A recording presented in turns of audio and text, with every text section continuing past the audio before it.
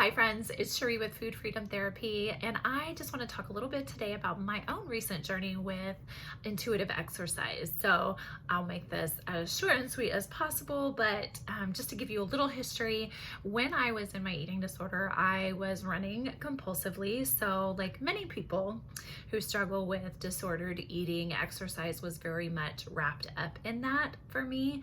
So when I went into recovery, I did take a break and I stopped running, and it's actually been a long break. And so years later, I am just now getting back into consistent exercise. I mean, I've had moments off and on over the last few years, including I did some prenatal yoga when I was pregnant, both times, but nothing I would say consistent. And nothing that felt familiar as far as somewhat like the kind of movement I was doing when I was in my disorder. So I started with walking within the last couple months and kind of started thinking like, wow, I think I might want to try running. So I was doing a little bit of running in there, and you know what? I was very surprised how triggering that was and how it brought up some old toxic thinking and some diet culture mentality. And also I realized maybe some of this is just my personality because I'm very all or nothing, very competitive, but pushing myself, feeling like what I was doing was not enough. And so once I started noticing some of that coming up for me, and I started noticing thoughts about like how many calories I was burning and whether or not I would lose weight doing this, I really decided that maybe this wasn't the best for me. And in fact, I realized after a couple weeks, I wasn't super enjoying the running part. Like, that had kind of lost its newness, I guess. I don't know what it was, but I was finding myself kind of dreading it. I just wanted to walk. I was really enjoying getting up.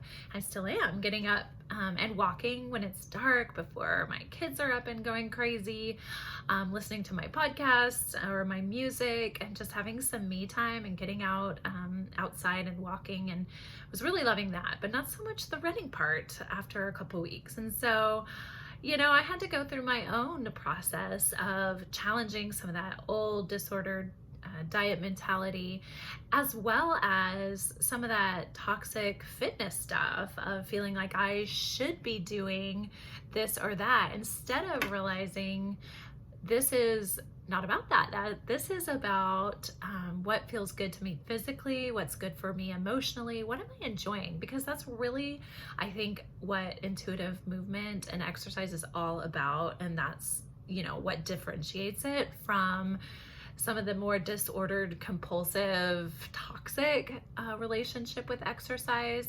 So I've gone back to walking, and I actually have a stationary bike, and I've done that a few mornings. I've signed up for I think it's Peloton, is how you say it, app for a free trial, and I've been very pleasantly surprised how so far all the beginner classes I've done have been very focused on like feeling strong, and there's not been talk of weight loss and all that, so I've been very pleasantly surprised by that, and I'm enjoying that as well. And so for me, I might kind of settle into a routine of walking some mornings and other mornings riding the bike.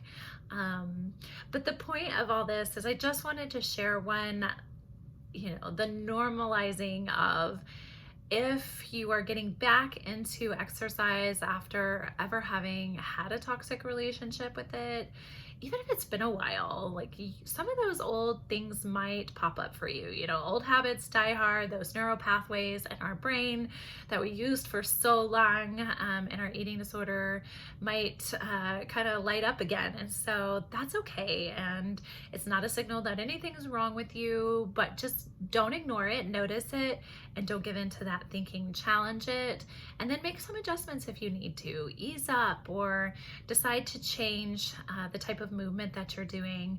If you're realizing that there is toxic thinking, if you're realizing you're not enjoying it, that it feels like it's creating more stress and pressure than it is adding positive feelings and making your body feel good, those are all red flags that you should maybe try something else or approach it a little differently.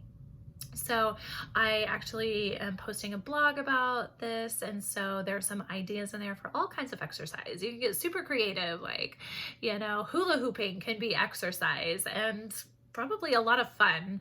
I don't have a hula hoop because last time I tried it, I was not super good at it, so not viable for me. But some of you guys are probably a little more talented and coordinated than me in that. So the point is, just get creative. Don't think of exercise as having to look a certain way. It doesn't have to mean going to the gym or doing all the traditional things we think of for exercise, but the point is to have fun and to feel good in your body and to feel good in your mind.